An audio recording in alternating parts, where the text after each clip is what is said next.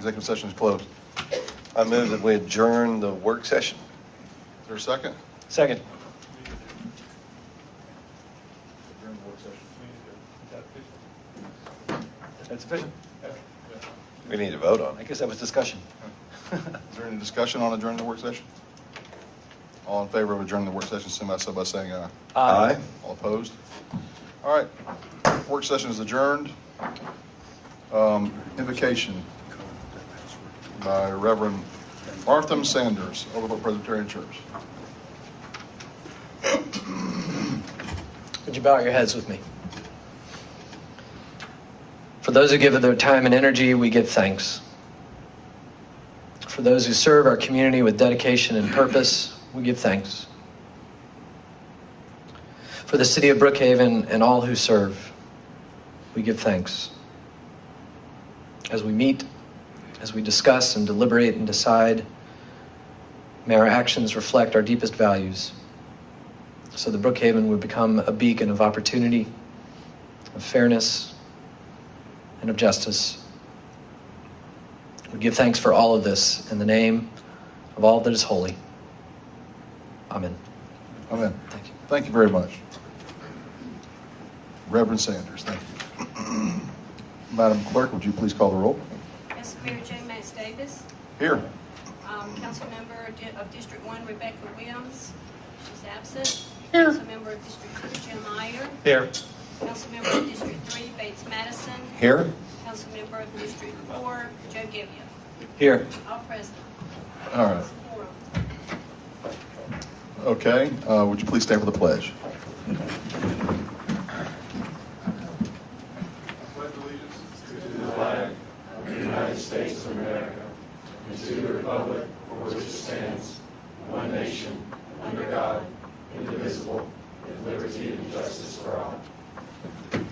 Thank you. Opening remarks, I don't have any. We removed, well, that accommodation will be for the next meeting. Agenda announcements. Yes. Mr. Mayor, since we did not finish our work session agenda, I would ask that items 1, 2, and 3 under other business, under the work session agenda, paving and sidewalk update, repaving priority list, and review of purchasing policy and code of ethics, that be moved to other business. Is there a motion? I move that we take the work session, other business, 1, 2, and 3, and move it to, is it new business or other business? Other business. Other business for our regular meeting. Right. Is there a second? Seconded. And one more item, if I may. Let's go ahead and finish this one, then you can. Excuse me, I beg your pardon, I'm ahead of you. In discussion, all in favor of amending the agenda as stated by Councilman Gebbia, signify so by saying aye. Aye. All opposed? All right. Is there another amendment? Yes, under announcements, if number 5, we told you earlier that was an error, introduction of the new police officers, that's going to be next council meeting. But to replace number 5 with an update on Neighborhood Watch, I'm just going to have that, please. And I think I made them, I don't know, the commendation, that's going to be held tonight, correct? I thought that was taken off. I guess it was the. No, it was the introduction of the Oh, officers. okay. Thanks, Daniel. All right. Is there a motion? I move we remove introduction of new police officers and substitute it with update on Neighborhood Watch, item number 5 on the announcements. Seconded. Any discussion? All in favor of amending the agenda as stated by Councilman Iyer, signify so by saying aye. Aye. All opposed? All right, it's amended. All right, now we can go to the commendation. Yes, Okay. and the chief will All right, present that. Chief.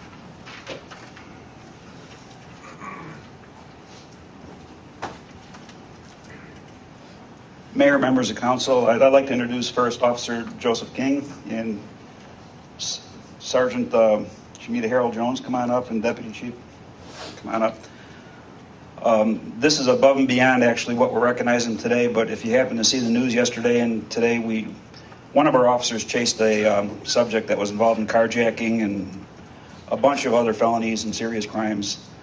Officer King was the one that actually was able to unlock or open the door forcibly. They broke out windows. The car was on fire. They couldn't get him out.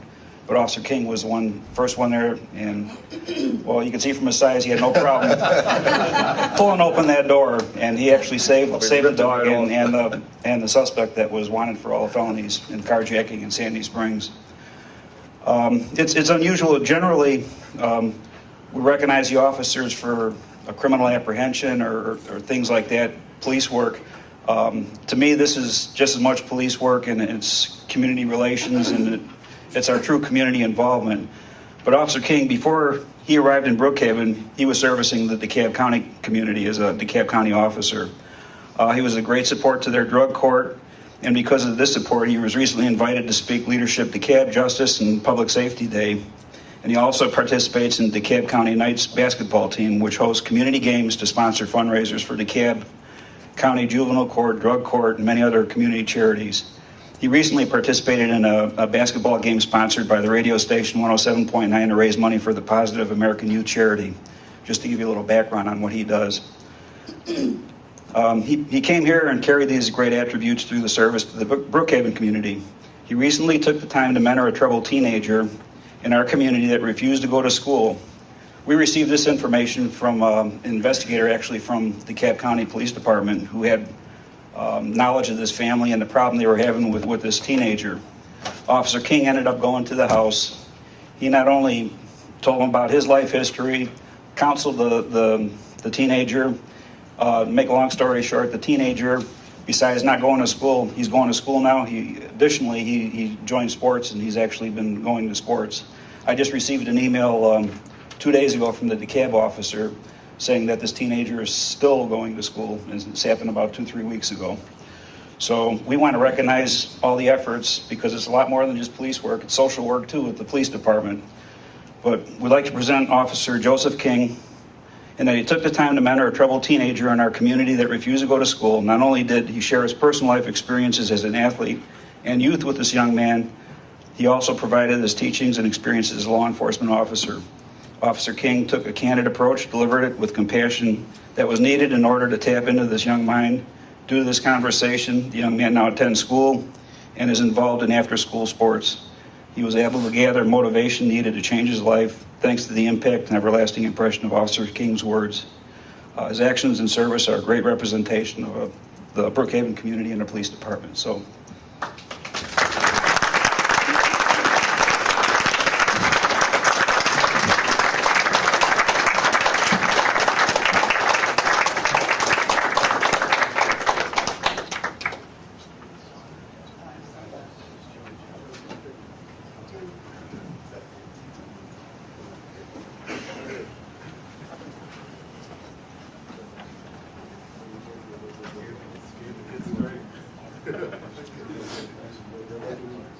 You can make me go to school. Tomorrow. All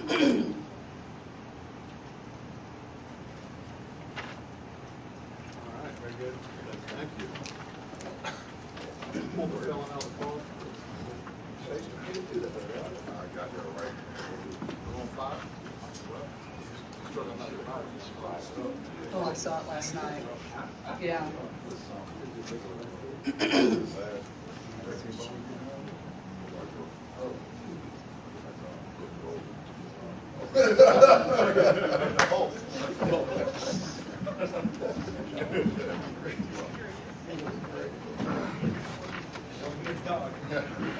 Oh, really? Chief neglected to tell us that it wasn't just broken glass, that the Officer King ripped the door off like the Hulk with the guy in the car. And he saved a dog too? Is that apparently? Or the dog? All right. Just lost my dog this last week, and so that's important. Yes, we had to put him to sleep. It was real tough. Tougher than I thought it would be. Thank you, Officer King. Okay. We're going to get public comment. Is that where we are, Marie? We are, we're agenda announcements. Okay, agenda announcements. Okay. Any agenda announcements? Yeah, I thought we did we amended the agenda. Excuse me. Public comment? Marie, you been drinking over there? What's going on? That's iced tea. I'm looking at 2 notebooks right now, sir. Okay. DTs from chocolate. Yeah. Public comment. Oh, no, not sure. Aubrey Valines. Okay. Aubrey Valines, I'll be brief. Some of the council members had expressed an interest in bringing the wall of the fallen veterans that was at the Capitol, and I've got the information, particularly Rebecca Chase Williams. If I may approach Sure. the bench, Sure. pass that on to her. If you have any problems getting it, I'll be glad to help you. It was at the Capitol. Oh, yeah. Thank you. Well, thank you, Aubrey. Sure. Nice to see you in your leisure wear.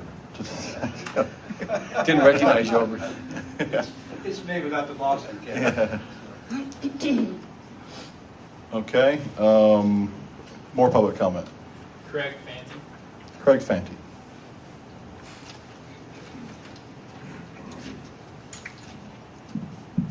Hello, good evening. Thank you for having us. My name is Craig Fanti. I am one of the executive committee members of Soccerfest, and I'm here to introduce Soccerfest to you guys. I have a couple other executive committee members that will speak after me. So, what is Soccerfest? Soccerfest is going to be an all-day event on June 22nd, Sunday, June 22nd, and it's going to be a fun, family-friendly, patriotic event focused around soccer, around the World Cup, and around rooting for the U.S. national team. Just to give you a little bit of history, Soccerfest started about 4 years ago. It was a Cabbagetown Soccerfest back then. It was really an idea that me and my wife had come up with. And what we wanted to do was bring these huge viewing parties that we see in all of these European countries to the United States and to Atlanta, where all the U.S. fans can get together and watch the U.S. national team play an important World Cup match in an outdoor festival type atmosphere. So we were able to do that 4 years ago. We created a festival and we had kids related soccer activities around the World Cup match. And we were able to draw out about probably over 2,000 U.S. soccer fans to watch this, what turned out to be the U.S.-England first game of the World Cup, which ended up in a 1-1 tie, which was great for the U.S. So what we're looking to do this time around is make the festival even bigger and better than last time. We're looking to at least double the capacity. My wife and I, over the past 5 years, have been involved in the Chomp and Stomp, which is a huge festival in Cabbagetown. It's a chili festival. They have at least 30,000 attendees each November. So with that experience and with our extended executive committee this time, we feel like we can make this event even bigger and better than last time. So the details this time around are, we're going to start off with a 5K in the morning, about 8 o'clock. We're going to have a fun run for the kids around 9 o'clock. We're going to have kids soccer-related activities where they can play in these soccer games and win prizes, starting from like 12 to maybe around 5 o'clock. And then during that, we're going to have an all-day World Cup viewing party where the 3 World Cup matches will be shown on a giant outdoor screen. There's 3 games, one at 12 o'clock, one at 3 o'clock, culminating with the 6 o'clock game of the USA versus Portugal. Like I said, this is going to be a patriotic event, so we plan on having the national anthem sung before the event, and we're putting in the permit or the application to have a military flyover, which probably won't be successful, but we're going to do it anyways. We're going to, just to bring the crowd into Don't hamstring the event. yourself. Go big or go home, essentially. So, with that said, I'd like to introduce Anthony Can I ask you a Catalano. question? Can I ask you a question first? The kids' soccer activities, there are no soccer fields at Brookhaven Park. Correct, yes. So these would be activities, for example, a juggling competition, or we'll set up a little 3v3 competition. We're thinking like 5 different activities that they can go around and win prizes and stuff like that. Okay, all right. Thank you. Thank you. Question? Now, Do you- you know he needs the soccer ball because of Do you plan to have alcohol at this? Yes. So my colleague Jay will bring that up. All right, Okay. next. Thank you. Anthony Catalano.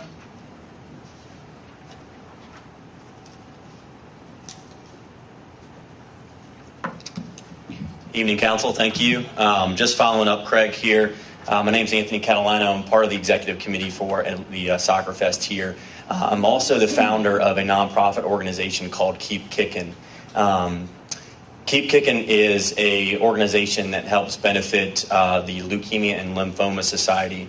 I am actually a recent cancer survivor myself of blood cancer, and I started this grassroots initiative just a few years ago that has now turned into a great nonprofit that we give back to the Leukemia and Lymphoma Society in a great way. So we've partnered up with Craig and the Soccer Fest for this festival actually be going back towards my nonprofit organization, Keep Kicking.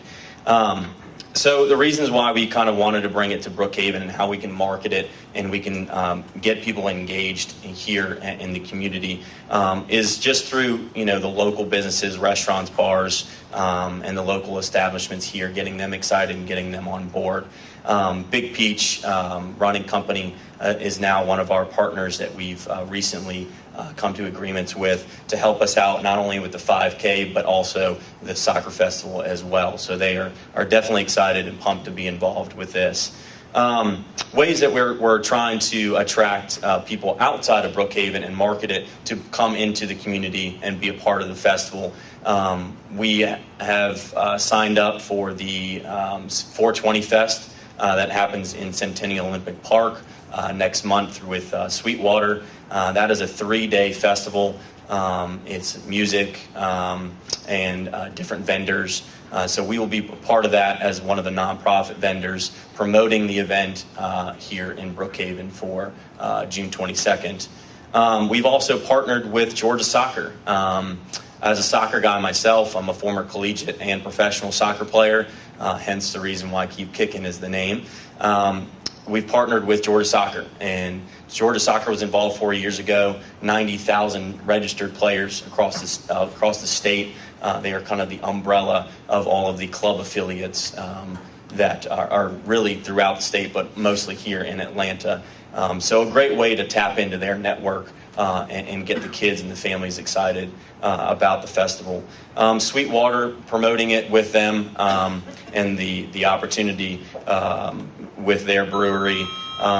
Silverbacks, Atlanta Silverbacks is our pro team here. And what a great partnership with them. I mean, obviously they're our pro club, and we will be, obviously able to promote and to tap into their network of their fans, but also have some of the players, their mascot, be a part of the festival. So those are a few ways that we're trying to market outside of Brookhaven as well. What day is the 22nd? Is that a Saturday? Sunday. Sunday? Yep. How long will the 5K last? Starting at 8. Cross the line. Yeah. Starting at 8, so it's going to be a run, walk, and the fun run is starting at 9, and that would be a 1 miler. So roughly, you could probably say 10:30, 11 o'clock the latest. The festival then kicking off with that first game around noon. You have a route in mind? We do not. We've actually starting communication with some well-known race directors in town. So hoping to bring one of them on board to help us with the route as well as that. So, Thank you. Thank you. Mike Cosentino at Big Peach. Yep. I think he's your go-to guy. Yeah, we just spoke with him. Yeah. Thank you. Jay Ernst. Good evening, Council. My name is Jay Ernst, attorney and a resident of Brookhaven. I'm going to talk about a little bit of the fun run.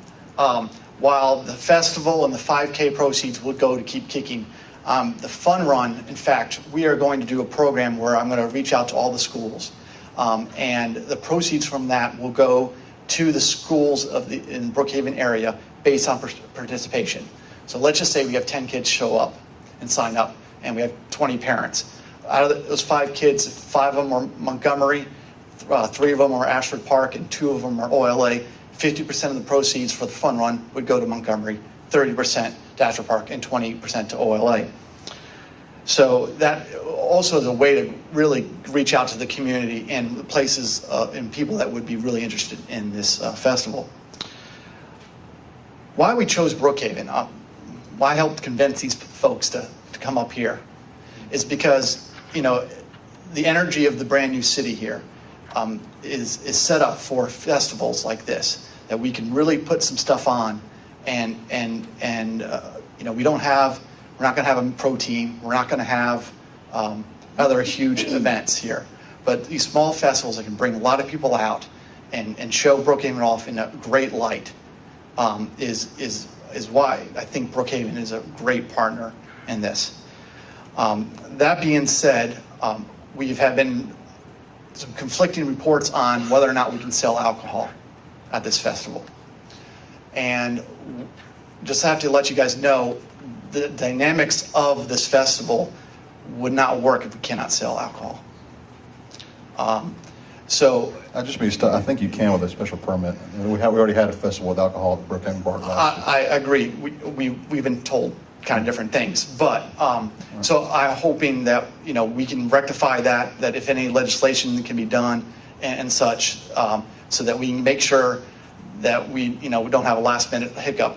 One of the other big reason why we moved it from Atlanta to Brookhaven is obviously the Atlanta red tape and the problems, and we're hoping that here in Brookhaven that we're going to cut through that. And a lot of the time last time 4 years ago was spent with the red tape, and we weren't even able to market. Right. That we got 2,000 people literally with almost no marketing, with permits being approved 3 days in advance. Why form a city if we're going to do the same old way? Exactly. So more red carpet, less red tape. I think that's better. there you go. So guys, thank you very much. I shot you guys all emails and my phone number, and we'll hopefully stick around if we can, and we'll talk to you guys later and go from there. Jay, do you plan to have Sweetwater back you on this one also? Yes, we've already talked to Sweetwater. They're already on board, United Distributors and such. Okay, and I think we've probably already done 5Ks out of that general vicinity, haven't we? Don't we have routes that we've already... They went out of town Brookhaven. They went out of town Brookhaven, Okay. but they're right. They all run right by that park, so you could easily adapt. Yeah. Jim had one, I think. I was going to say, I think the mayor's comments were really more about trying to steer them away from the churches, because Right. last time we had issues with a Sunday morning run, it was because people were trying to get to church in conflict with others, but y'all could factor that into your route when you... Yeah, we heard from a lot of the pastors Yeah. that parishioners were trapped in their driveways. Yes. That was for a half marathon. Just consider that. Go somewhere. Anyway, talk a little bit about, you mentioned the dynamics of the fundraising and that alcohol was a component. Can you expand on that a little bit? Why that's important to, Well, when we to your format? Well, we're going to go out and to get sponsors and bars and such, and restaurants and real estate agents. That's not going to fund the whole festival. We're looking at getting a very large screen and those things unfortunately are not cheap to rent. We have quotes of close to $20,000 for a super big thing. So the alcohol sales would help cover the expenses involved, sanitation and else, and so that we can raise money. Is there an admission fee to the festival? There's no admission fee. This would be a free event to everyone. Parking would be in MARTA, just like Roots and Brews. And hopefully, in shipping people either by walk-in or shuttling them over. Okay. Marie, can you address any of the issues that he may have had with, or they may have had with the alcohol component of this event? Are you familiar with anything that would prevent that?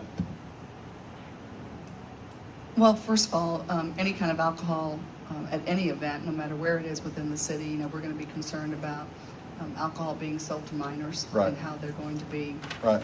how they're going to monitor that. Right. To be sure that does not happen. Right. And then the other thing would be, we would have some concern of people bringing in their own alcohol. Right. This is an all-day event and activities are going on, so we'll need to have their whole event plan and schedule in more detail. So we'll want to see that. We're going to want to also take a look at where they're going to set up. They've talked about food vendors. Where are they? They're going to have health permits, so we want to be sure that that is all addressed.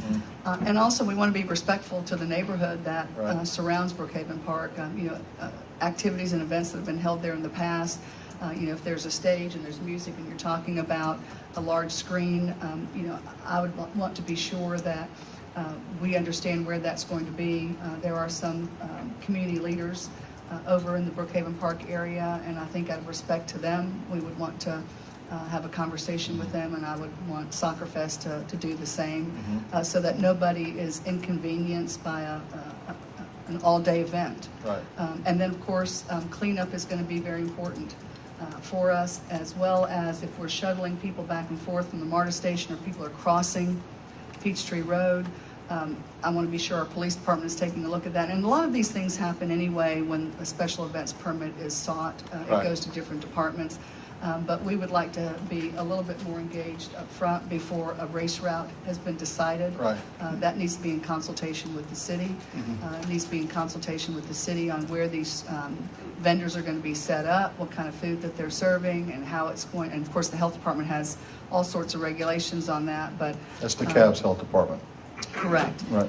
But you know, Could they not get a master permit for all the food vendors? they may be able to do that, but again, we're going to be ultimately responsible since it's on what will now be, city-owned parks. But So there is to a lot. his concern or his questions about whether they can have alcohol, as long as they've taken care of with the thorough Special- plan, right, then special then events it can be permit. allowed as long as the plan Right. is. Now, some of the parks, as we're purchasing them from DeKalb County, there was great specificity by the county on some parks as to where alcohol could be Right. enjoyed. Right.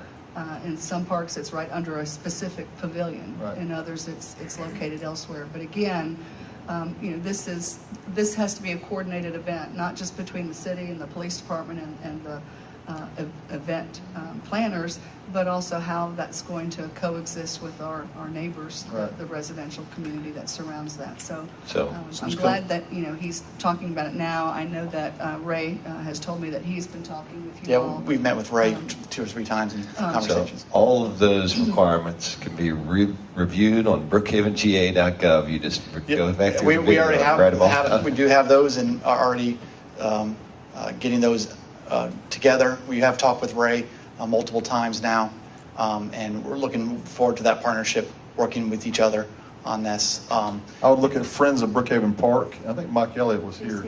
Is he here? Hear that?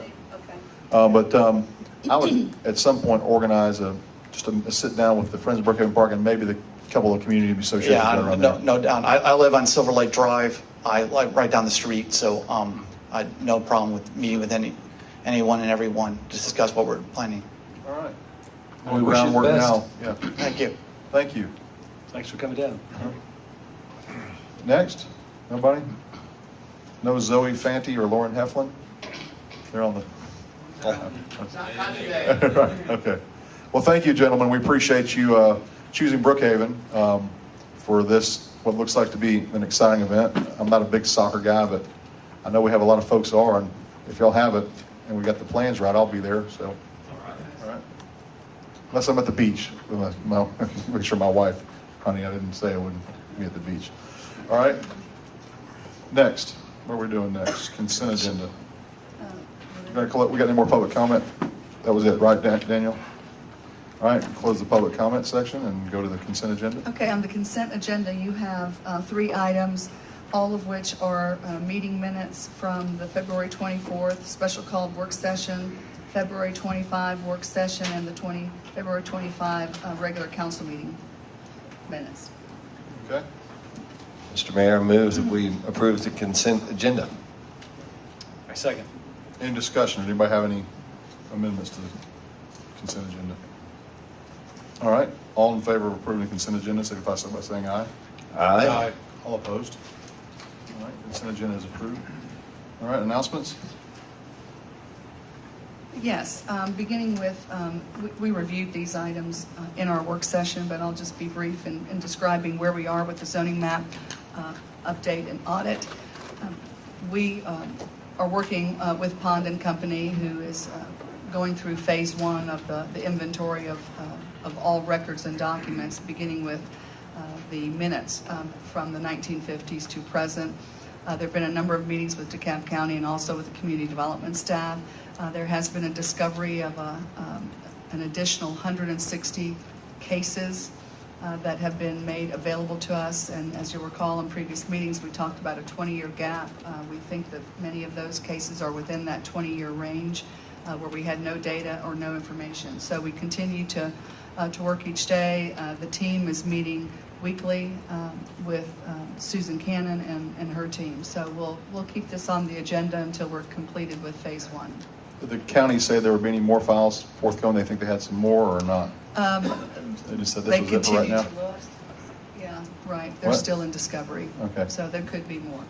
Does this discovery of this shorten the period of time you think it's going to take to potentially do this? No, not at all. Okay. All right, thank you. City Hall update is the second item, and I'm pleased to inform you that we will be moving into new City Hall on Peachtree Road, the former GSU building, March the 31st. Most of the departments, the majority of the departments will be located in the first floor, and in particular our building inspections department, code enforcement, fire marshal offices are down there and will be open for business. So on Friday, the 28th, you'll be able to still submit your plans to the city, and then Monday morning, on March the 31st, you'll submit them at our new location. All right. Weekend move. Pardon That's a me? weekend move. Yes. Brad is doing an excellent job facilitating, staging all of that. This has become more than just once a day discussion. There's a lot happening right now. Are we going to see a final lease and pricing at our next meeting? Yes, you can. The terms are what you're very familiar with, but yes, you can see that. There are a couple of things that we're tweaking in that agreement, lease agreement. We haven't approved the final lease. No, Okay. but the terms that you're familiar with that I shared with you a few months back. Thank you. That's all the same. All right. Briefly on the Parks Perks update. Very briefly, we continue to work with the county. We have identified the parks. Our city attorney is preparing settlement statements for each of those parks, and I hope by our next council meeting on the 25th that I'll be able to inform you that we have been conveyed the titles and we have purchased the property. Okay. Next. Beaufort Highway Improvement Plan Economic Development Strategy, that contract has been approved, and this item really should be an announcement of the first steering committee meeting, which is March the 21st. All right. From 10:30 to 12:30 at City Hall. In the lower level of the building, there's a conference room downstairs when you get off the elevator. And so we look forward to seeing not only our committee members, but the public. We will be advertising this. March the 21st. And that's at the Dunwoody City Hall. That is at the Dunwoody City Hall. All right, first meeting of the Beaufort Highway Improvement Plan Steering Committee, March 21st at 10:30 to 12:30 at Dunwoody, at the City Hall in Dunwoody. Correct. All right, thank you. And next one? That's a Friday, just. Yes. Okay. All right, we move the new police officers off, okay? Reports and presentations. We still have the number 5, Yeah. the neighborhood Watch. watch update. I just wanted to Where's share. that? We added that as the agenda update. Okay. We substituted. Police I just officers. wanted to share with you, and the chief might want to add some comments to this, but he gave this to me before the meeting started. We've had great interest and support from our neighborhoods wanting a formal neighborhood watch program, and everybody's very anxious for their signs to get up, so the signs came in. And I'm happy to. All right. Wow, look at that. All right. So, for those neighborhoods who have not contacted our police department, I would ask that you do that if you're interested as a neighborhood group, to form a neighborhood watch. Looking out for each other is always the best way and a first line of defense. So I'm happy to see this. And our Public Works Director, where are you? Come over here. And he's very excited to get those mounted and installed. And these will be mounted and replaced. I know DeKalb County has several. Are you going to mount them only in neighborhoods where there are active watches, or are you going to replace all the DeKalb County signs regardless? Well, we've already been working with Richard. We said we would mount some of them on the current signs if they're easy to mount. And Richard said he would assist us in putting them in other locations where the neighborhoods request them. Okay. In addition to that, we're in the process. It's in its infancy right now, but it's a new program. It's going to be called BPACT, and it's Brookhaven police and citizens together, where we're going to have actually officers adopt in the neighborhoods, and they'll have one contact person to go to. So, and that'll be in conjunction with the signs. Ultimately, the plan is to remove all the decab signs. A lot of them are old and faded anyway, but we don't want to remove signs from neighborhoods without the police being able to contact them, so that we're leaving them without any kind of sign in there right now. So, Thank you. Is there a fee to the neighborhood for these signs? No, we purchased 75. Okay, great. The answer was no. There's a cost of admission, and that's having an active neighborhood. Oh, yeah, I understand that. I'm Which- just saying. Which takes some involvement from the neighborhood, but yeah. Looks like an expensive sign. I just wanted to be real. All right, next. Reports and presentations, and I don't have anything further to report on. Where do we move the? We moved that to To other other business. Okay, all right. All right, old business, We don't have anything. new business. New business, under the work session, we reviewed an ordinance to amend and approve Chapter 16 miscellaneous provisions and offenses. It's, Is there a motion on the, to defer? Oh, we're going to have another presentation. Okay. You had a presentation, if you're ready to, there was some discussion of taking more time. Yeah, that's what I thought we were going to do. That'll be fine. Is that what you would like to do? I move under new business, number 1, ordinance to amend and approve Chapter 16 miscellaneous provision and offenses, that we defer until our next council meeting. We need to put a date certain. Yeah, that would be what, the 25th. 25th, March the 25th. I second it. Any discussion? All in favor of, go ahead, Jim. Sorry. Are we going to post that between now and then, Yeah. or can we post that between now and then so that it's available? I thought you still had some outstanding Or do we questions have- that we were going to be reviewing. Well, until we get the final draft, I don't think we Okay. post. So it probably won't be approved the next time. Okay, We'll I'm sorry. have the final draft, and Okay. then so we're probably looking at 4 weeks.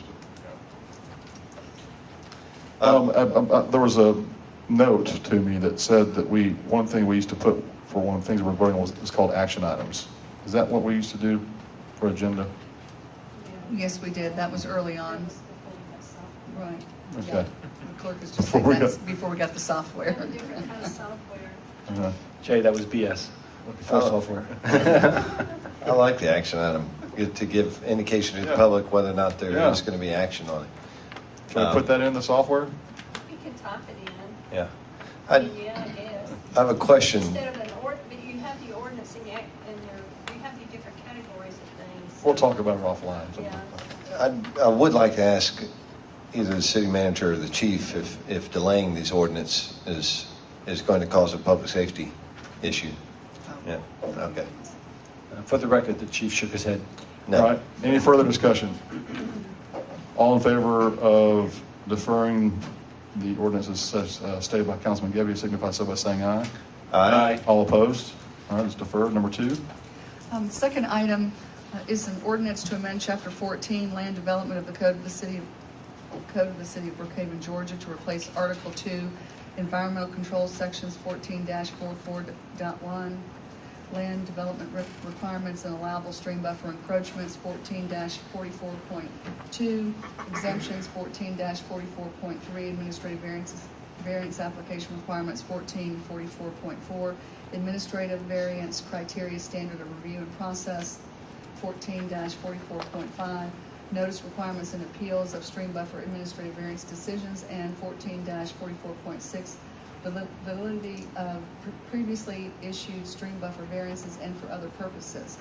In our discussion in the work session, there was a review of the changes from the various versions of this ordinance, and we did discuss the point of posting this ordinance so that we could engage the public and receive comment from them.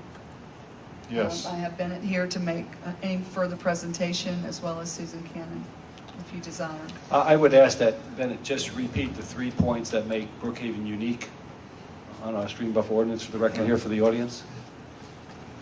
And we will have the draft ordinance posted, Marie, is it 3 days from now? The draft ordinance posted, is that right? We'll post it tomorrow morning. Posted tomorrow morning And then, for the public to review. It'll be on our website. Right. Can we put it as a temporary front page thing? Yes, I'll talk with Dana, and we could have it on the banner, Okay. so people will know about that. And then we'll be looking at an e-blast that will go out. Okay, all right. And then, remember, we also talked about a moratorium Right. as well.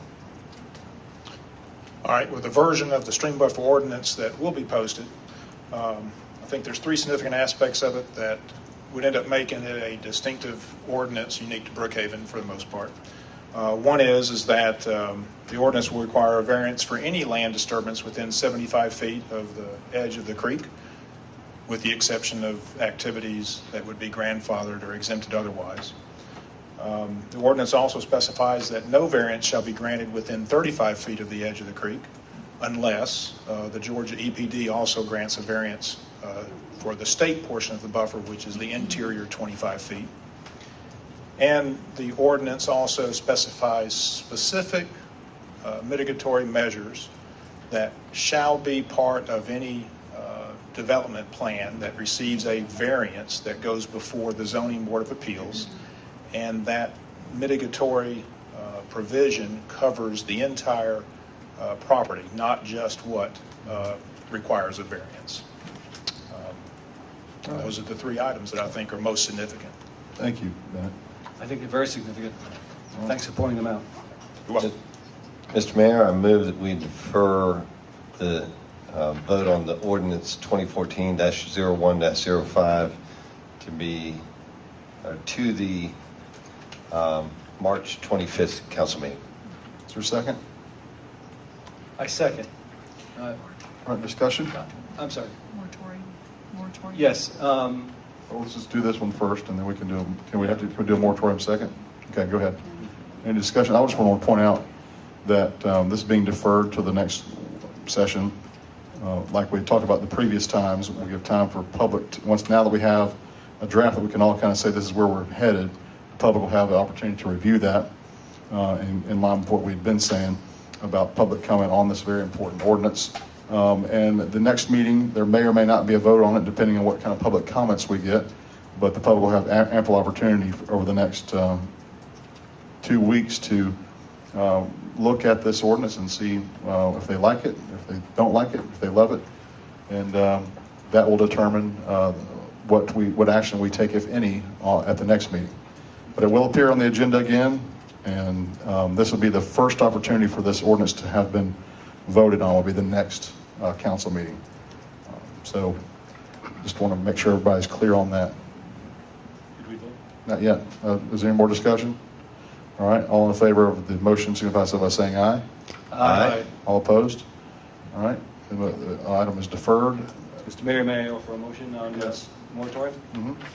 I'd like to recommend council put into moratorium ordinance number ORD 2014-01-05 Okay. for a period of a minimum of 2 weeks or until such time as this ordinance is approved. Can you specify Well- what the moratorium is for? I'm sorry, Jim? Can you specify what the moratorium is for? Okay, yeah.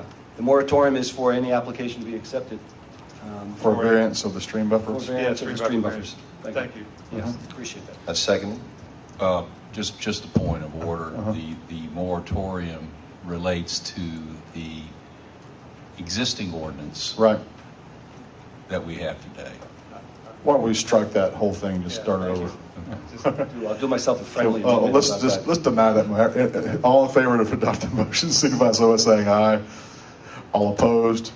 Nay. Nay. Nay. I voted because there was only, had to have 3 votes, and he had. Right, I got it. Vegas froze. Amendment. Shall we start over? All right. Very good Tom, why don't you example of repeat Robert's it, and rules I'll of accept it order. as is. The motion fails miserably. I think that's the first for us. I move we establish a moratorium on new stream buffer variance applications under the current ordinance until midnight, March 25th, or, well, until such time as the ordinance that we're currently reviewing is adopted by council. A little shaky at the end there. I'd like to add I what, would prefer the date certain. Date certain, March 25th? Yes, sir. and Okay. which ordinance. Don't second it yet. Let him, you want to restate it? It hadn't been seconded. I move that we establish a moratorium on all new stream buffer variance applications until March 25th, midnight, March 25th. I'll second it. Is there a second? You seconded it? He's got it. I second Any it. discussion? Let's vote no, just so Jim and Joe are even, then we'll just let you do it. Yeah. All right. I'll clean this up. All in favor of the motion, signify so by saying aye. Aye. All opposed? All right, motion is carried.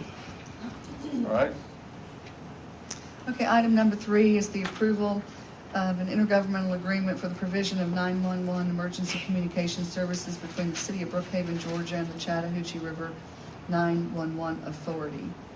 We had a presentation on this. There was conversation regarding the fees associated, the costs associated for the service. There was a directive for myself to get with Chatcom and discuss the rate schedule. all right. Is there a motion on the floor?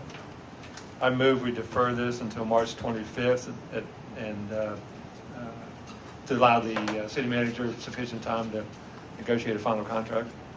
I second. All right, any discussion? All in favor of deferring, number 3, signify so by saying aye. Aye. All opposed? All right, it's deferred. Number 4?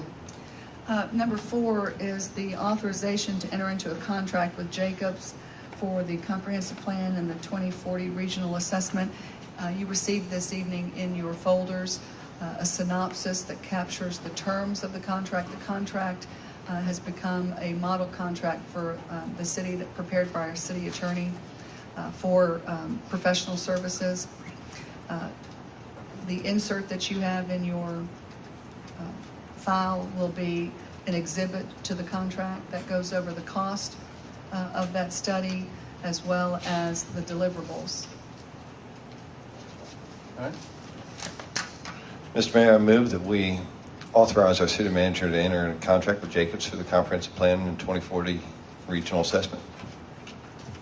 Is there a second? I second. Any discussion? All in favor of adopting, go ahead. I was just going to say, as I stated in the work session, with all due respect to staff and their abilities, I'm going to have to vote no on this one because there's no final agreement, and I would hope that at some point council adopts some type of policy that no contracts are brought forward until they're ready to be signed by the mayor. Okay, any more discussion? What is the amount on this contract? This contract is for $147,950. $147,950. And what is the amount? What was the amount we budgeted? Was this one that was over budget or under budget? 150. Okay. So it's under by 3, Okay. about Okay. almost a little over 2,000. Okay. All right. Do you have any? You know, I certainly respect your comments, Jim, and I understand where they're coming from. But I believe for the, you know, we're authorizing the investment in this plan, and we're authorizing our city manager to finalize the contract. Ultimately, you know, we can keep the ball moving forward, and these contracts are going to be public record. They're things that we are going to be reviewing, and you know, my contention is that if we find that those contracts are we're missing things, then she's accountable for those potential mistakes. But at a certain point, I do believe you have to authorize a professional to negotiate a contract. We're simply authorizing the spend of the money. Yeah, I'd say. And I don't disagree that you know they're authorized to negotiate, but it's also our responsibility to approve the final agreement, and that agreement doesn't exist at that point, in my opinion. And I also give a caveat that I agree with Jim's assertion that it would be better in the future if we can have finalized contracts before they're brought to council. Jim, would you, just a suggestion, maybe agree to a friendly amendment? Just because you bait said, if you approve for $147,950 or less, but not more. We approved it for 150, correct? Yes, Yeah, but, I it's mean- already been approved in the budget. Okay, so my question to Maria really was going to be, from a technical standpoint, we don't have a signed contract yet from Jacobs on this, right? They have it for their signature right now, so we're awaiting that. This is a contract that our city attorney has already approved because he's written this for other professional service agreements that we have. And let me just make this point, and maybe I wasn't clear, and if I wasn't, I apologize. This synopsis represents what has been negotiated. There is no more negotiation unless you reject this in its entirety. All that you have not seen yet, and I'm happy to provide that to you, is what wraps around the terms of the contract, which again, the city attorney has not only written, but approved. Right. Right. So the guts of the plan that we are voting on, all the moving parts are on this document that's before us. Correct. Right. Yeah, I mean, I see Jim's point, and I understand Jim's concern, but I mean, the form of government we have is the city manager form of government, and I know we're accountable for what contracts the city enters into, but in the same way Marie's accountable to me and to everyone up here for those contracts. And I think city manager form of government, we gotta, it's just a difference of opinions. I don't think it's a major bone of contention, but I believe we should let the city manager manage. I mean, she's compensated for being a professional city manager, and she does a great job. And delegating this type of, once we approve the amount, to me, that's what she does, is to negotiate the contract within the bounds of what we've given authority for. But, I can see how there can be a difference of opinion on that. And I don't disagree. And again, with all due respect to their ability, we have two jobs: set policy, and provide oversight. And and personally, I just want a little more oversight. I like to read things. I have a very boring life, and I like to read things. So, there's something more to read. But at the end of the day, and I understand and appreciate that the synopsis is an outline of the contract, but I'm interested in seeing the whole thing that I'm approving. And I think, I actually think that the message has been received by the city manager. And I would contend that they could pull a document off of the standardized contract, staple it to this thing, and that would be the document that would be signed. And I think that in the future, you might be able to put those two together so that Jim could see. What is your thought on that? Well, my thought is, and if you'll allow me to be direct. Please be direct. I bet she took her glasses off. I didn't want them to fall on the microphone and make a sound. First of all, we went through a number of public hearings for our, more so than I think many cities in this state, and probably the most in any state. We did it 3 times in 2013. And not only did we have a number of public hearings, but I met with each of you individually numerous times, and I know there were a number of emails that went through. And please don't mistake or misunderstand my comments on this. And that is, I absolutely respect the fact that you all want to read the mice type, and that's fine. But please understand, we have a very anxious steering committee community that wants to get going. In these numerous public hearings that not only I had meetings with you and meetings with my staff, but numerous meetings with the public asking for more information on the budget, there were caps. This is a very detailed budget that I would hope that you still today could recite, because we talked about it so many times. I know I can. And the point is if we have a range of a certain dollar amount, then it's my job as the city manager or your future city manager to get to that point, to improve, to do it better than what has been budgeted, and not to have a diminution of deliverables, because that's key. We can get it, I can get it cheaper, half price, but you're not going to get what your expectations are, nor what this community deserves. So, at the end, you all are the elected officials. And if it's your choice to review the work of a city attorney, because I didn't draft the contract, your attorney did. I'm using his model contract repeatedly, over and over. These sheets represent the guts of the work that is to be performed for the fee that is to be assessed to the city to do this level of detailed work. So if you all need more time and you want to read the MICE type, I'll be happy to get that to you. But the point is, in these contract negotiations, it's just not me. It's myself, it's my staff that's engaged, it's the city attorney, it's his associates in his firm, and it's the host of attorneys represented in the firms that are doing the consulting work themselves, in addition to their president, their team, their project team leader, and all the members that are on the team.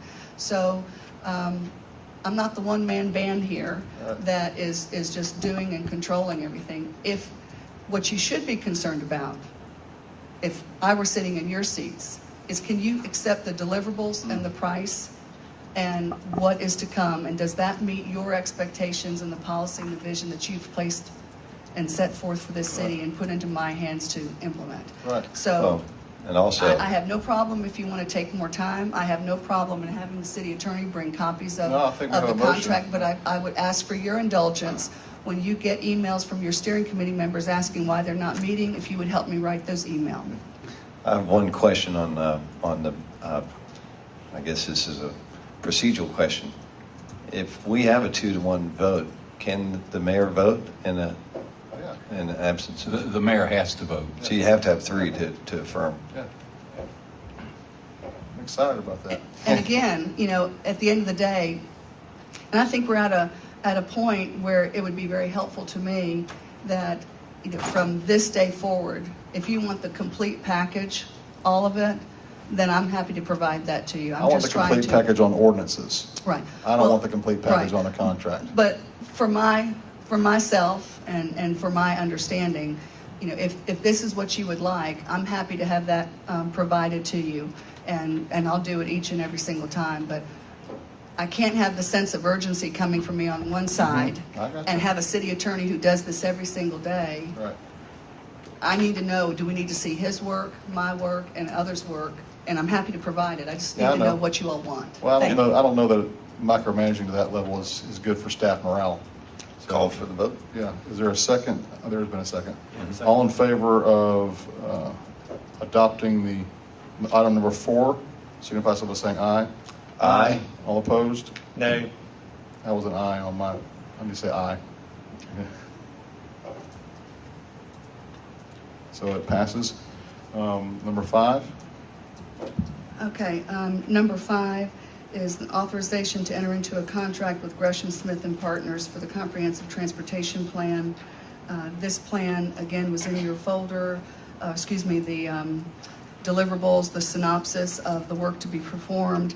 And again, and what I didn't state earlier and I'll state now, this is all extracted as well from the RFQs that went out, so that the consulting community understood that this is what they had to perform under and this is what they had to propose under.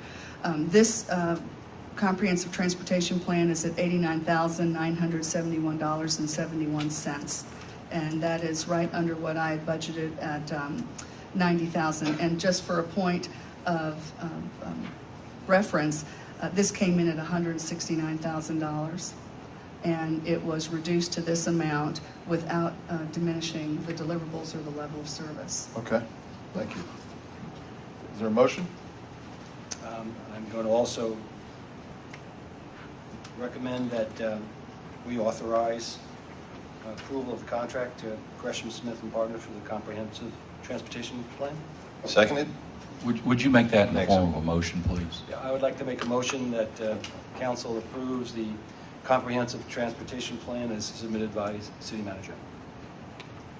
With Item 5. Say item with 5. Gresham Smith and I'm Partners. sorry, I thought yes, with the Gresham Smith. Is there a second? Seconded? Any discussion? Yeah, you know, I was just going to say last time, and I didn't have it, so I'll get it out this time. I cut you off. And I see I'm going to have another chance here before the night's over.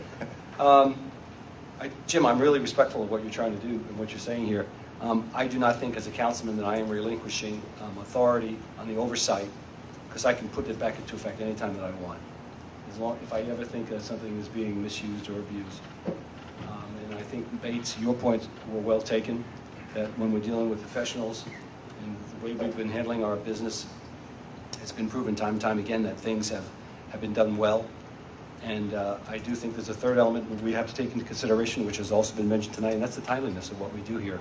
Sense of urgency, sense of timing and how we're moving it forward and all the contingent parts that have to fall into place when we do that. So I appreciate the arguments that we've had tonight. It's good that we have these. I mean, it's very healthy.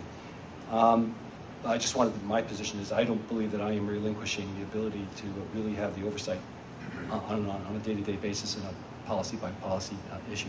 All right, thank you. Thank you. All right. Any more discussion? All in favor of adopting the motion stated by Councilman Gebbia, signify so by saying aye. Aye. All opposed? No. All right, I'll vote aye. So the ordinance, item 5 is carried. Number 6.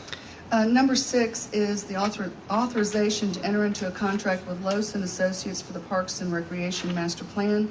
This one is a little different from the 2 previous contracts that you have just approved. First, I'll mention again that what was in your packet is a full and complete list of deliverables and what the components of the plan will include and the time frame, and each of those plans show a time frame. This one is 18 weeks. And the budget amount was $90,000, and that's what the proposal came in at. This one, what makes this one different than the other 2 is that it has been reviewed by the consulting firm's attorney, and it has been reviewed by our city attorney, and it meets the requirements of the city attorney's model contract, and it is ready for signature, and it's ready for signature for the mayor. Mr. Mayor, I move that we authorize and enter into contract with Luce and Associates for the Parks and Recreation Master Plan. I second. All right, any discussion? Yes. Marie, I believe you told us at a previous meeting what you're going to have done is 3 of these plans are going to work in concert with the comprehensive plan. They'll all be working simultaneously. All right, when I look at these and I see the time periods for these programs, for Jacobs it's 28 weeks, for Gresham it's 16 weeks, for Luce it's 18 weeks. Mm-hmm. How do you coordinate that? Well, The very comp plan was always delicately. going to take longer anyway. Right, the comp plan is Well, going the to comp take... plan was 28 right, weeks, right. The comp plan will take the longest amount of time. However, the comp plan relies on the recommendations and the capital improvement plan of the transportation study. And the transportation study cannot be completed until the comprehensive plan is probably 75% to 80% complete. And that's because the future land use component is so critical to the comprehensive plan, and the transportation study is reliant upon the comprehensive plan to predict and project what the future city is going to look like. So therefore, the road configurations, the pedestrian access and walkability, the bike paths, all of that then comports to the future land use plan. So you don't want to have the transportation study be completed and adopted in advance of the comprehensive plan, because most likely that plan will have to come back and be amended if it's not in accord with the future land use plan. So what we're going to be doing is we will launch all the plans at the same time. This month, all steering committee members are going to have their meeting. And the first meeting is going to be an exercise of understanding the scope and the work product that will come from the consultant. There'll be a lot of housekeeping items as setting the schedule. First meetings will be during the day, but thereafter we'll start doing them in the evenings. And this has just been a matter of coordination with Oglethorpe. We tried to get to Oglethorpe for the 21st, and we couldn't. So we wanted to go ahead and schedule the meeting. And as you all know, we are bunking up in offices at City Hall. We no longer have a conference room, so we went to the basement of City Hall. It's my hope that within this next week, beginning tomorrow morning, we can schedule the Oglethorpe for the last week in March now. So we'll go over the schedule for the entirety of the scope of work. There will be breaks, because what's going to happen is we're going to have the Transportation Committee steering members attend the steering committee meetings of the comprehensive plan. They've got to get in sync, and they have to hear the conversation of what's going on and what the momentum is as to what land use designations there should be, what density there should be. We're going to be looking, remember we talked months ago about the Brookhaven overlay. We're going to be talking about that. We now have MARTA. I've been in meetings with MARTA and in communication. They want to attend every steering committee. They're very interested in what's going on because they're holding back the release of their RFP so that they get a better sense of what we're doing. So there's a lot of moving parts, and that's why it's so critical that we move this forward. When we have these points where we will pause with the Transportation Committee as well as the probably the Beaufort Highway Plan as well, because we'll have some transportation components. We're going to be looking at what DOT has done and then how we can enhance upon that, especially with the land use of what's going on. We'll pause and then we'll have a visiting, if you will, of these steering committees with each other. But remember too, when we had the kickoff in December, I said they'll all come back and be assembled as a group because we have to have some clear points of demarcation where we stop and we bring everybody back together and we give a briefing on where everybody is. So in these proposals and in the guts of what is the contract, when we say 18 weeks or 14 weeks, that 18 weeks and that 14 weeks is going to be spread out over a 28-week period.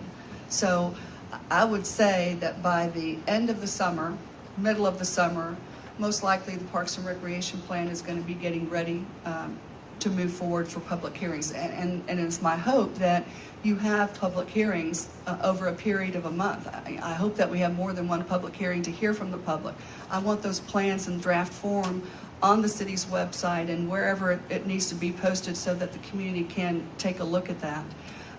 There has been a request by some of our boards to please come back to them, especially the Planning Commission, to give briefings to them. So this is a process that begins tomorrow where different departments that are engaged in this, Public Works, the Community Development Department, Parks and Recreation, my office, and even the clerks, because we have to continue making sure she knows when we're calling these meetings because they all have to be noticed. So, you know, the wheels are going to be turning from now until the end of the summer. And when we finish after 28 weeks with the comprehensive plan, then we have to, you can't even adopt it as a council yet. You can review it, you can make comment, and then your role will be to move by resolution to transmit the document to the Department of Community Affairs, whereby by law, through the Planning Enabling Act of 1989, they have 60 days, up to 60 days to review that plan and make comment. Only then, when they finish that, can you come back and adopt that comprehensive plan.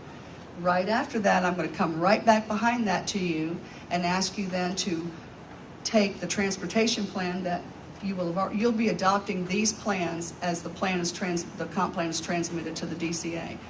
But after the DCA reports back, makes comments, and you then make a determination on that, we'll come right back behind that with the comp plan, the transportation plan, the Beaufort Highway Plan, and the Parks and Recreation Plan, and ask you to incorporate that into the comprehensive plan as chapters or part of the appendix, so that way those plans are protected. So any change to those plans have to go through the public hearing process of a comprehensive plan. That offers predictability to your community.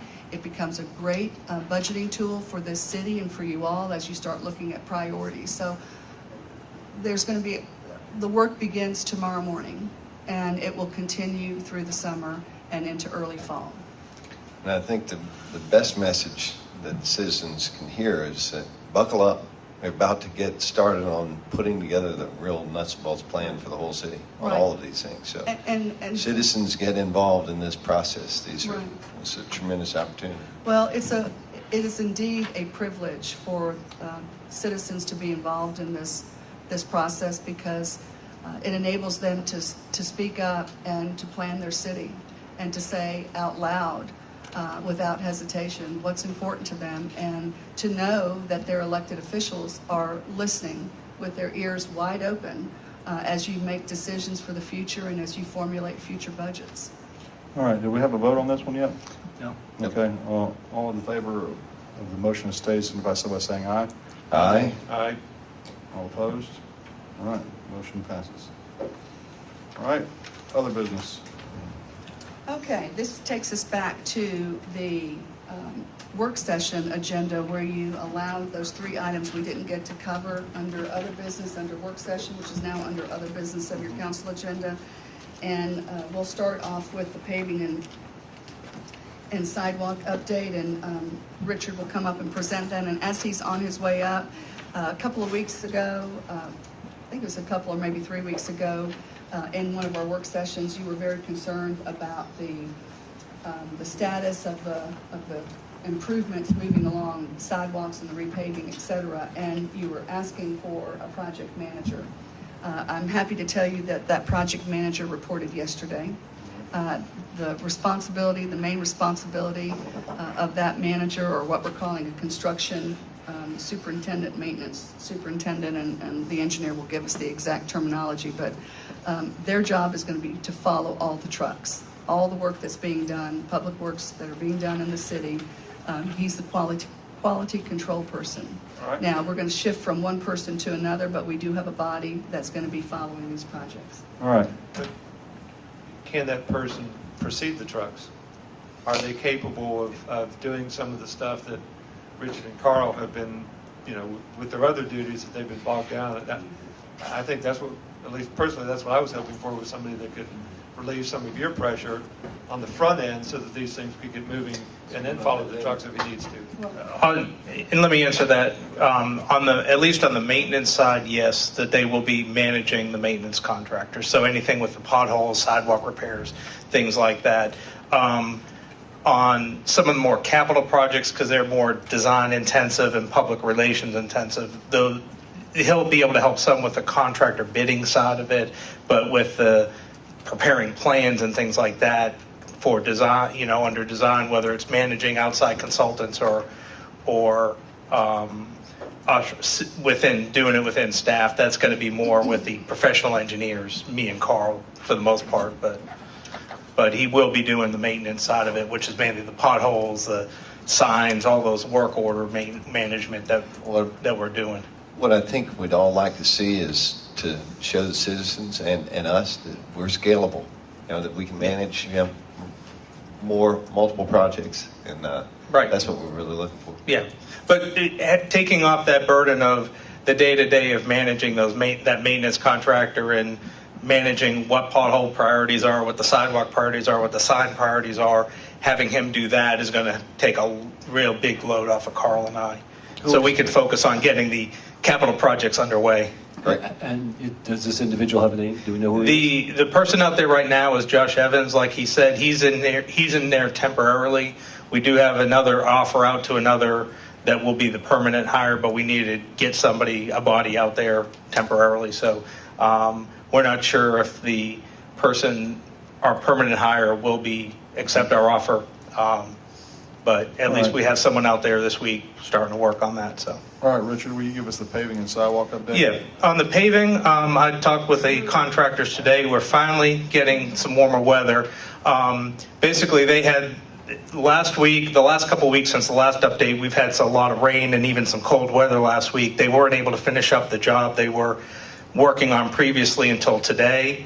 They're ready to mobilize to Brookhaven. Unfortunately, tomorrow's supposed to rain and Thursday's going to be too cold. So right now the plan is to have them mobilize in Brookhaven on Friday for the paving. And they estimate it'll take, if they get what we're looking at is we're getting rains. They'll mobilize Friday, start some of the milling work and patching work on the roads on Friday. And we're supposed to get rain Saturday, Sunday, Monday, but then Tuesday through Friday next week is looking to be good weather, so we should be able to... mill and rain? Possibly. Milling, it's iffy, and they don't want to mill up, probably not, because milling leaves a lot of debris on the road, and if it's wet, it can get messy. Okay. So... which road? These are the 5 roads that are 2013. In 2013, which is Dunwoody Place, Pamela Drive, Hunters Brook Court, Etowah Drive, and Stratfield Circle. What we're going to deal with Pamela as a special case because of the school there. More than likely because of the rain. Ideally, we would have done it on this Saturday, but we're looking at rain this Saturday, so it may be pushed a week Saturday, just so that. In spring break? like the second week of April? If we can wait that, but we're trying to do it, the idea with a paving contractor to save costs is that they mobilize in the city one time and not to have to come here and then have to come back again, because that's going to be extra, that's potential extra cost to us. And so we're trying to do it, and that's the issue, is trying to get 3 or 4 days of good weather in a row where they can come in, mobilize once, knock it out, and it just be done with it. And so, right, like I said, they're going to mobilize. The plan right now is to mobilize and start work on Friday. They'll be, they won't work through the weekend because we're expecting rain. But then Tuesday, with the weather's good, they should be able to come start doing the paving on Tuesday. And we're looking at least the long-term forecast is good weather through the end and warm enough weather through the end of next week. You said all of these neighbors have gotten notice. We put out door hangers after we confirmed it, that basically this week we put door hangers on the doors of all the residents on these roads so that they're aware that we're doing the paving. Basically, it asks them, we're going to be in the next 10 days, we're going to be out there doing paving and patching work on the road, and please don't park your vehicles on the road between 7 a.m. and 5 p.m. so that, it can help the crews work. The crews, if we do have cars on the road, we'll work with the property owners and make sure we can work to get any obstructions out of the way. Did you leave a website address or anything, or if they could check to make sure? They phone number to call Public Works. Okay. Basically, they can contact our staff. Okay. And the intent is to have Josh Evans, our construction superintendent, out there with the crews watching what's going on, and he can relay, hopefully he can take care of any immediate concerns right there with neighborhood. And if anybody has other concerns, Carl and I or one of our staff in the office is always available if it needs to rise to that level. Could you tow if you need to tow, just to tow it into a driveway or something? Not to. That's an extreme case. Most often especially on these roads, these are residential streets. If there's a car on the street, more than likely there's a person, the driver of that vehicle is in one of the homes right there. So we don't anticipate that it's going to be an issue. If it is, we'll do our best to try to contact the owner. Right. If we need to, I'm sure we can get without towing, we can get with our officers to get a contact name or something for the person who owns the vehicle, so we can try to get them to move it. So just get Joe Smith to come over, pick the car up, and move it. But the contractor, the paving contractor deals with this all the time, so they have a procedure of working with the neighborhoods on that. So. All right, so the paving of the 5 will be starting this Friday, and then the sidewalk update. Sidewalk update, Stratfield Drive, despite our little hiccup last week with some water line issues, we have poured the last stretch of concrete yesterday, and they'll be finishing up cleanup work the rest of this week to try to dress up the shoulder, backfilling and stabilizing the area, and that should be occurring for the remainder of this week. We hope to be done with all that by the end of this week. I had a request from some of the homeowners about the color of the guardrail. Yes. They want to know if they can make it the same color as their guard shack that they just repainted. What? It's like a brown or something. Brown? I'm not sure.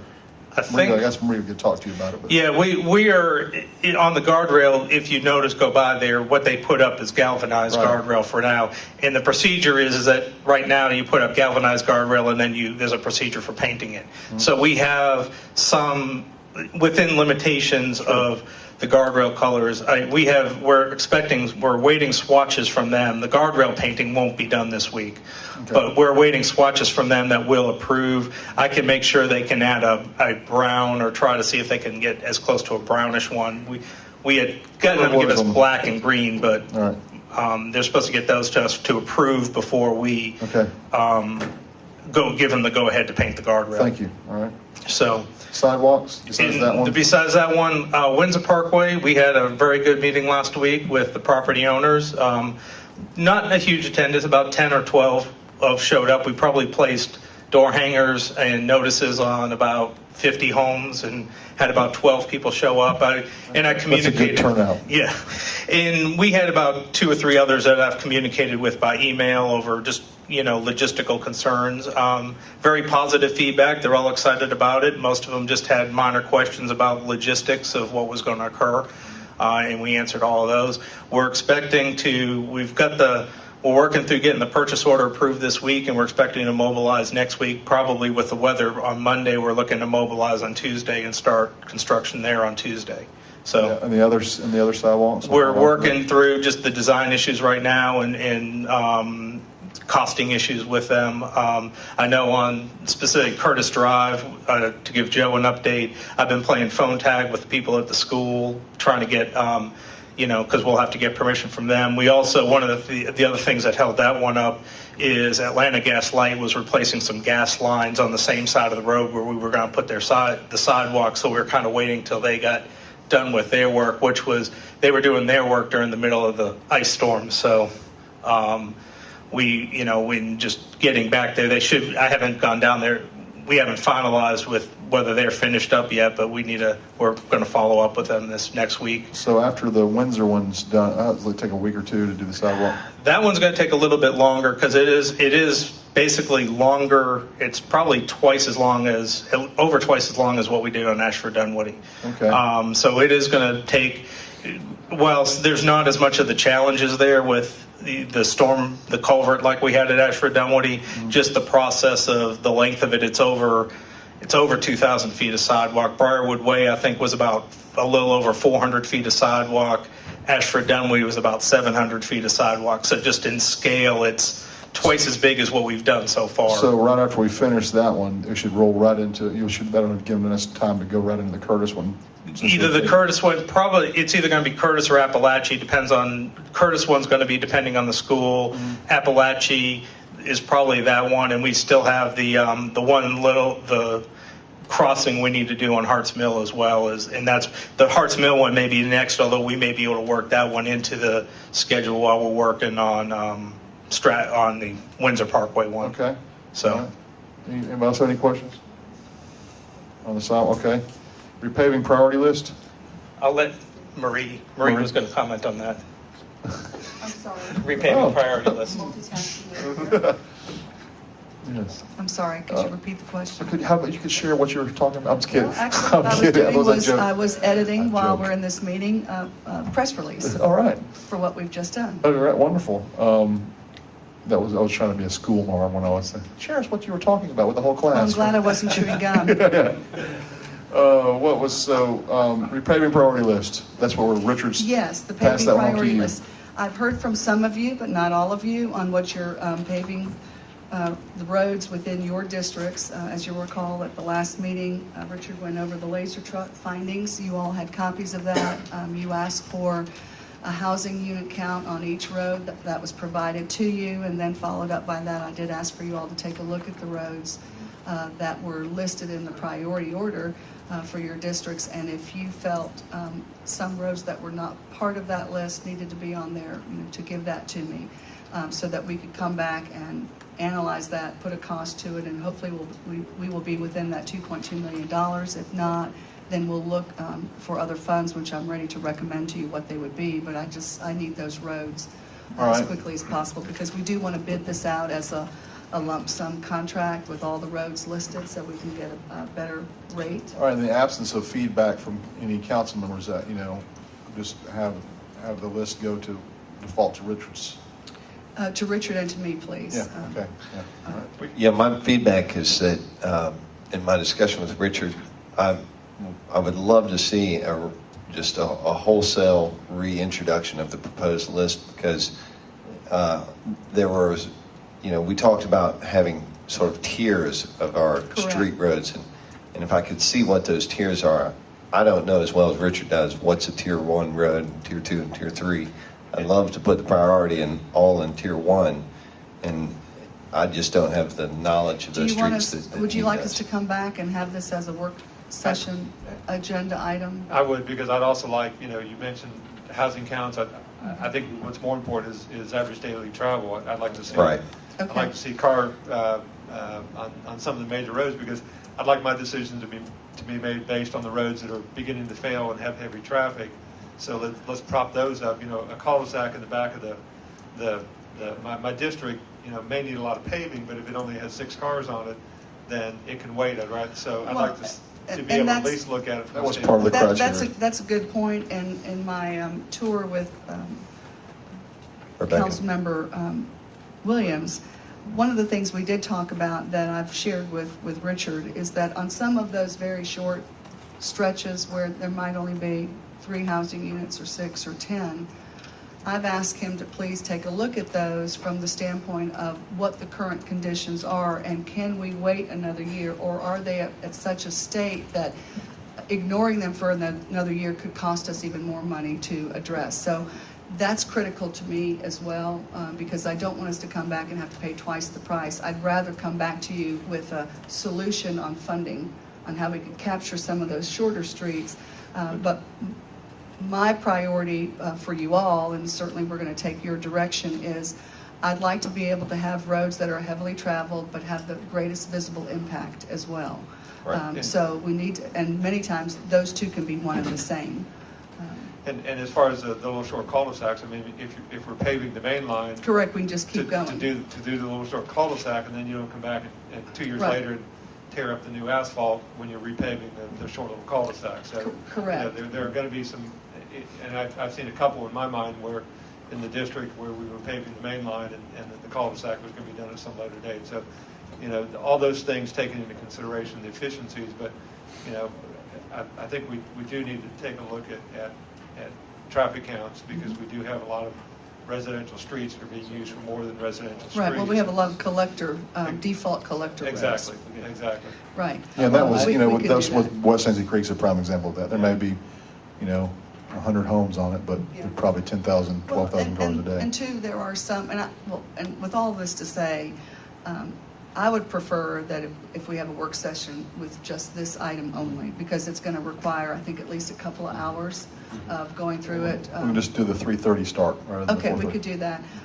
But some streets, and again, I'm not, Over there. I'm right here. okay, the engineer, and I didn't get to follow the laser truck. I did see it around the city, but some streets might prove themselves more valid to go in and maybe cut out 100 feet of it.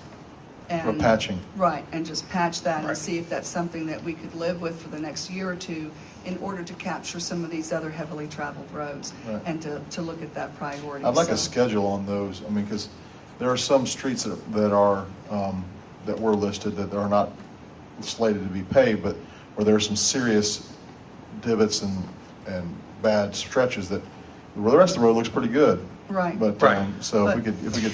But some of those streets where they have some of those lumps and bumps Mm-hmm. and divots are caused by the root system of trees that are sitting right on the backside of curbs. Right. And so we need to, you know, it's not only the patching that we're talking about, but, you know, what is the root, well, the root of the problem? You know, but again, you know, we don't want to treat a symptom. We want to take care of the problem. So I think starting at 3:30 or maybe even 3 o'clock, so that, you know, there is no rushing on this, because once you all give us that road, I'm going to make sure he's responsible to get the bids ready so we can get going.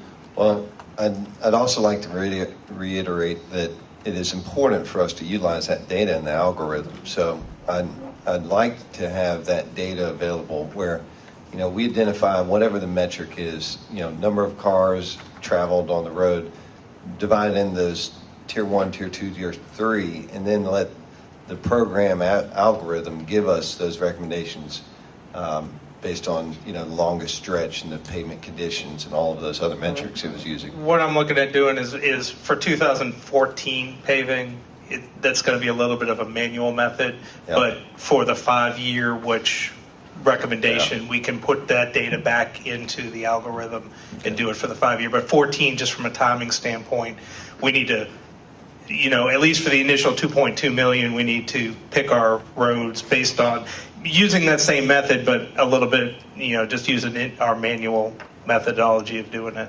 I to get moving. I think the work session, I'm totally in favor of it. And just like You pointed out there are circumstances like with roots with trees. So this isn't always just a paving issue, putting down paving. I mean, case in point, and we all know our areas probably best where there's situation, but you have a situation like Childers Road. At the entry, it doesn't meet the state requirement for width. So that has to be widened before you actually go in and do it and curb cut it, et cetera. Right. So there are all the, I look forward to the opportunity of having that discussion with the Tier 1. Yeah. All right. Review of purchasing policy and code of ethics. Yes.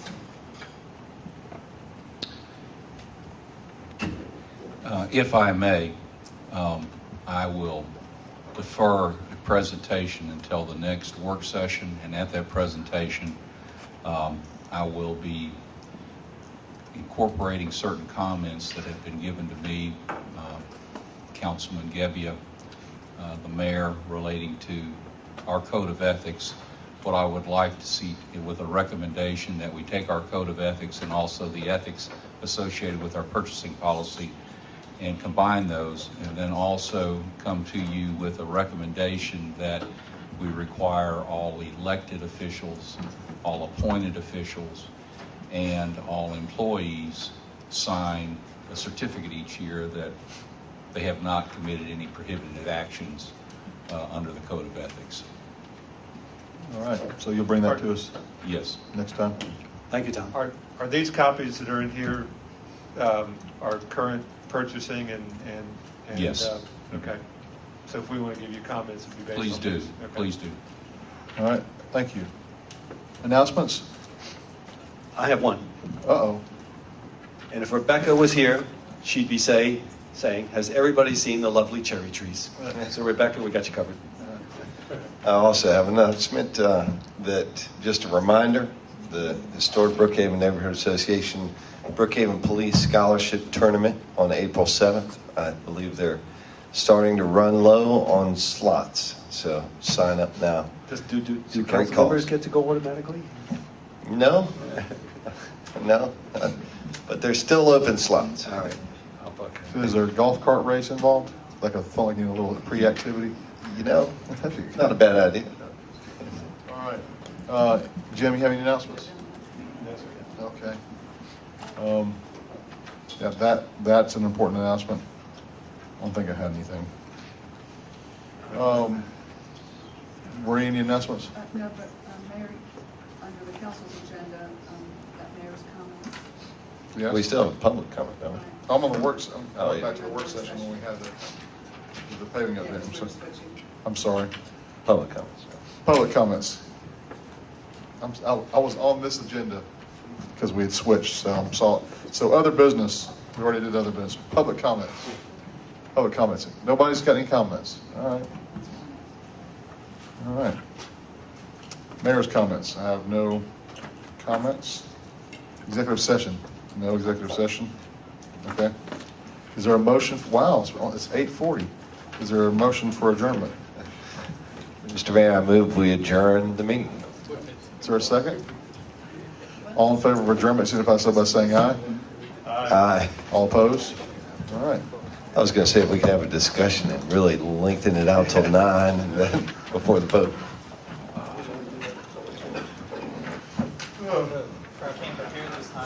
I saw that. I did. Thank you. You're welcome. Also, thank you for the, I don't know if you saw my email about the